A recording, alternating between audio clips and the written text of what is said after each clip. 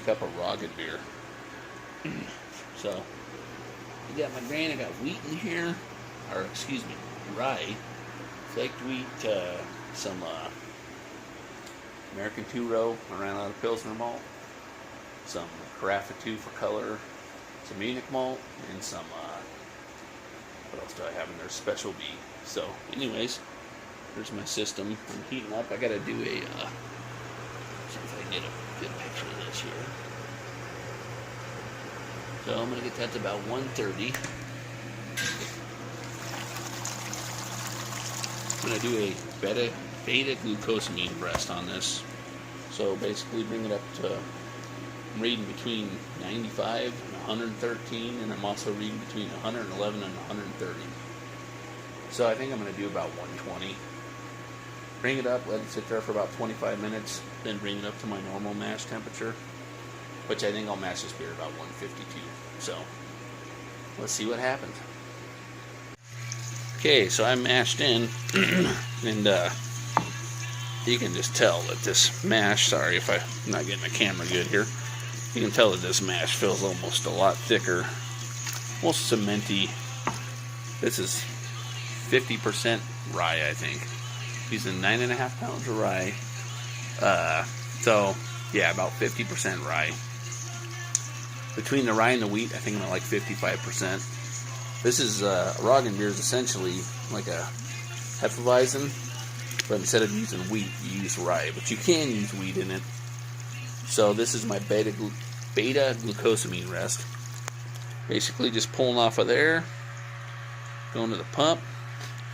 I have a heat exchanger, a heating element back here, and just coming back up here. My temperature probe's reading right here. Right now we're at 121. And like I said, I want to mash it at 120 for about, oh, I don't know, 20 minutes, 25 minutes. So it's been 25 minutes. I did my rest. I just stirred it. That's why it's all cloudy looking. It was really clear and looking good. So I still got the heating element going. I raised that to 152.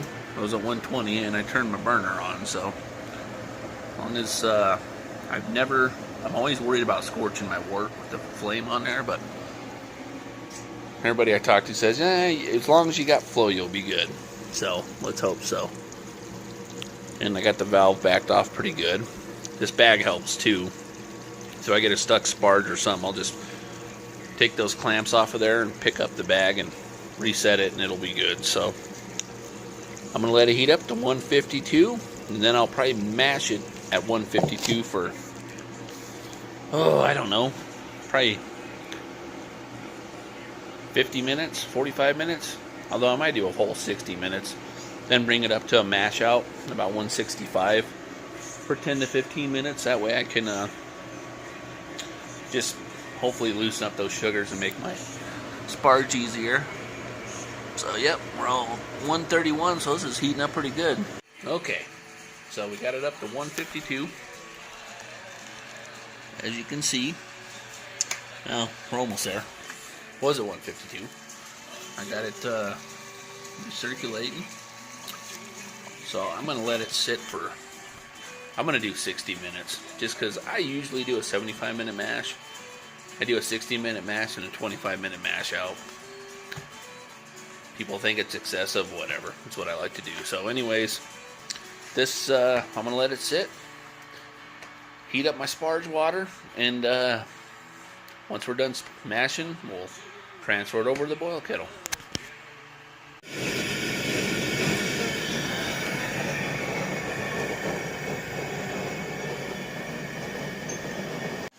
Okay, so we've mashed for 55 minutes.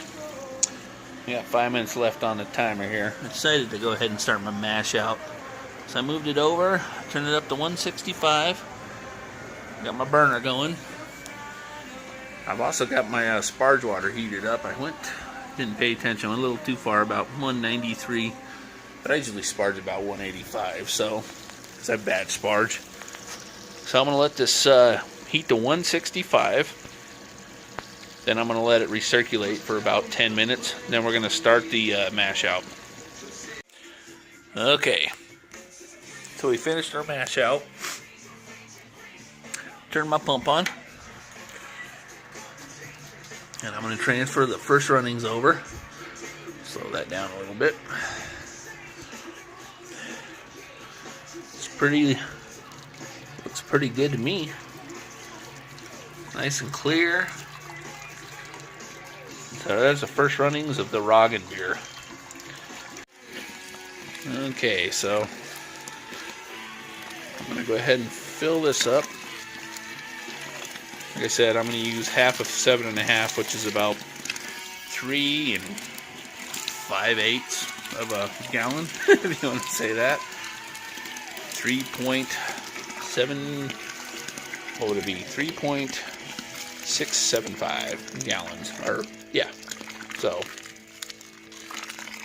let this fill up, then I'll stir it up, hook the pump back up, let it recirculate for a little bit, then just let it sit for 5-10 minutes, then pump it back over to the boil kettle. It's always good to heat the burner, put on low while you're waiting for this to recirculate.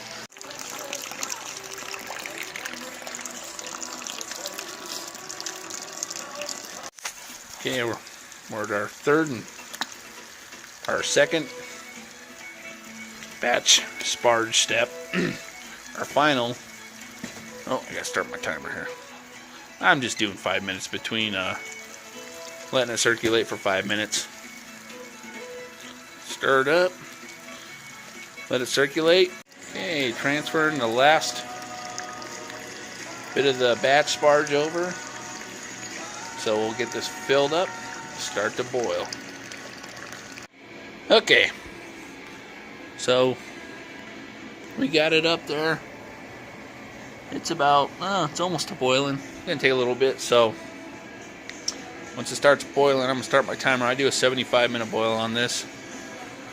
I gotta clean all these grains up, get everything cleaned, and it's like 35 degrees outside today, so it's going to be real fun cleaning it in the driveway. These pots are too damn big to take in the house and clean, so I'm going to let this bring up to a boil, clean up my equipment, or clean the mash tun up, clean the pump out, or not the pump, the heat exchanger, because I'm still going to need the pump, then get everything ready to go, and we'll be back for the boil. Alright. I just finished cleaning, and this just started boiling, so I'm going to stop my timer.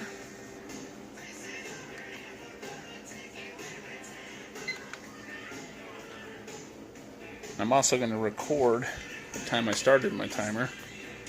So nothing's worse than when something drops or stops and you don't know when your timer started. So let this boil for 75 minutes, start adding hops, and going from there.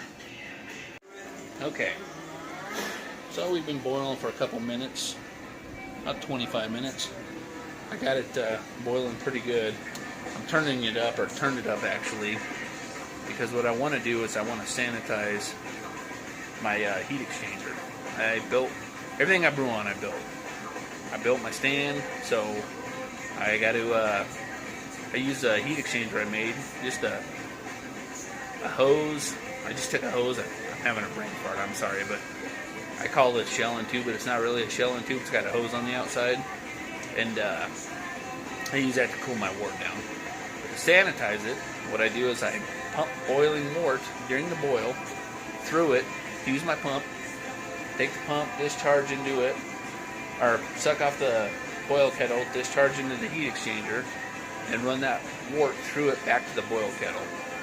I do it with about 40 minutes left in the boil just because I want to get it done while I'm not sanitizing or doing anything else. It's not going to hurt anything to run a pump, so that's the way I'll do it, and I'll show you that process. I'm opening this valve. That's going to go through the pump, come out of the pump, go through here. I got a valve on here too. Then it's going to sit inside of this 3/8 copper which goes through here, comes out of here, comes back to the boil kettle. On the hose side, to cool it, I have a fitting here. I put a T in, the 5/8 pipe coming out of that T, then I just hose clamped. So this water will run on the outside of that copper to cool this wort down. Okay, so I got it going. Another thing I was going to say is I always blast that with hot water. I have a hot water tap, so I just take this hose out in the driveway and I run hot water through it. So I preheat it so it doesn't take the boil away for so long in the kettle here. Okay. Second hop addition, 1 ounce of Mount Hood at 30 minutes. Alright, well, while I'm waiting for boils to finish, I'm going to sanitize my fermenters. So I got 2 spidles I use. Thinking I might get a big stainless. These spidles are great though. Hoping I get a big stainless one for Christmas. So, anyways, I'm going to shake these up. Get these guys sanitized. I try to get in there. I wash these every time with non-detergent soap and a washcloth. Don't ever use anything abrasive in there. Just see that edge right there? That thing's kind of a pain in the butt to clean. So if you use these spidles, what I get is I get these magic erasers, and they I just get them in there and I wipe anything that could be stuck on that edge. So just FYI, if you use these, they're great. They're the best fermenter I've used. So I'm going to sterilize them, or sanitize them, not sterilize them, and get them ready to be filled up. Okay, so I made this. It's a aeration wand. So I got my little aerator on there. Just took a piece of 1/4 inch soft copper and put 2 flare fittings, brazed them on there. You could solder it, but I brazed it, and that way you can thread into there. When I use pure oxygen, I'll thread the hose onto there. So I have 15 minutes left in the boil. So I just throw this in the boil to sterilize it. That way I don't got to worry about anything crazy getting in that stone. It's actually good to boil the stone because it'll get compacted with just sugar and crap from the wort. So it's good to heat it up like that and run your oxygen through it. So I usually do that. I usually run it through. Once I'm done, I pull it out of the wort after I aerate it and run oxygen for another 10-15 seconds, then wash it again. So okay, it's our last hop addition. This is a 2 ounces of Tettnang hops. I've never used these hops before. They're low alpha. Got them from a really good friend of mine. So I'm gonna see what they do in this beer. So I got 2 ounces of that. I've also got a teaspoon of yeast nutrient. So I always add this in every beer I make. It says half a teaspoon for 5 gallons. So I figure 1 for 10 or 11, whatever I come up with. So I'm gonna sprinkle that in there. Alright, we're cooling the wort. So I don't know if you can see my gravity or not. But anyways, I was shooting for 1053. I think I got about 1056 or 1054. I'll have to look at that closer. And I'm just getting the wort in there.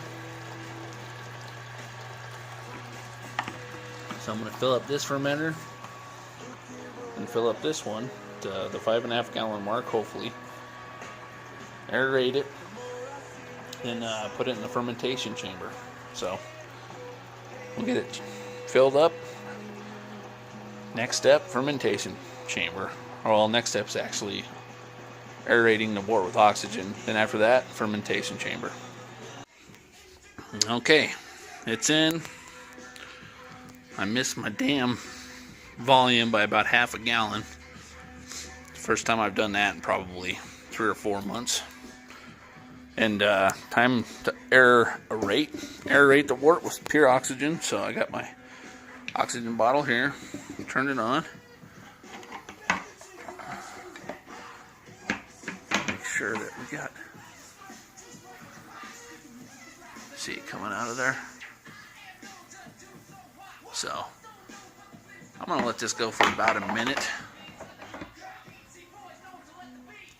So we'll aerate each one for about a minute and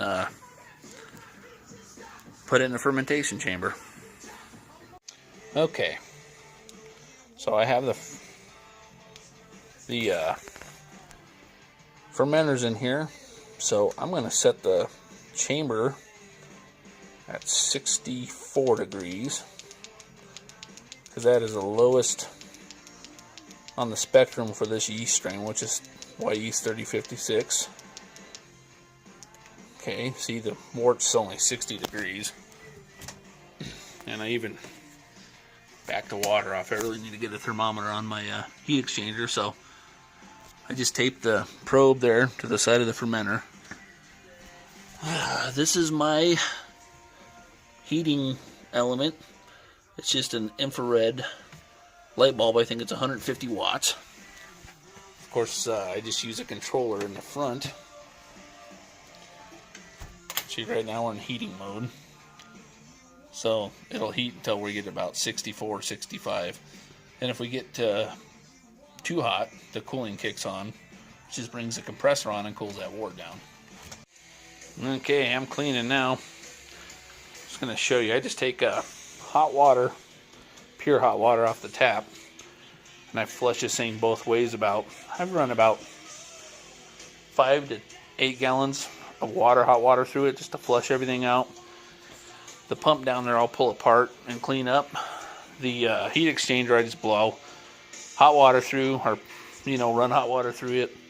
Make sure that there's no water sitting in there, and I just throw it on the shelf. Well, successful brew day. I did miss my volume by about 1/4 of a gallon, but I overshot my gravity by 4 points, so that's good. Cheers. Belgian IPA.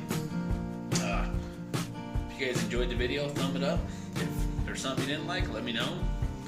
I also have an Instagram page, so if you want, you can follow me at Patchworx Homebrewing on Instagram. And on my profile, there's a link to a website that I have. So I've got about 6 or 9 recipes on there. I do have some award-winning recipes.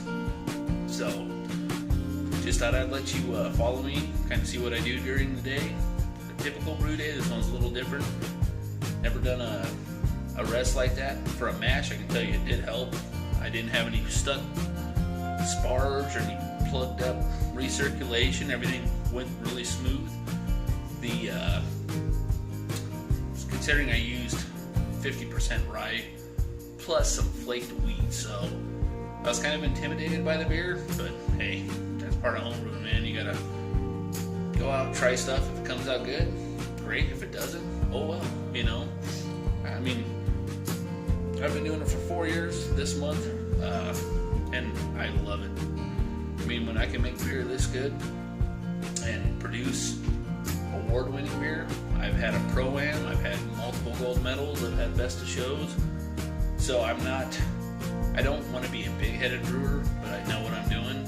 In my opinion, I have a lot to learn. Somebody watching this video could teach me something, I'm sure. Don't be intimidated by it, just have fun with it. You don't have to do the stuff the way that I do it. You can be creative, find out what works for you. That's my advice.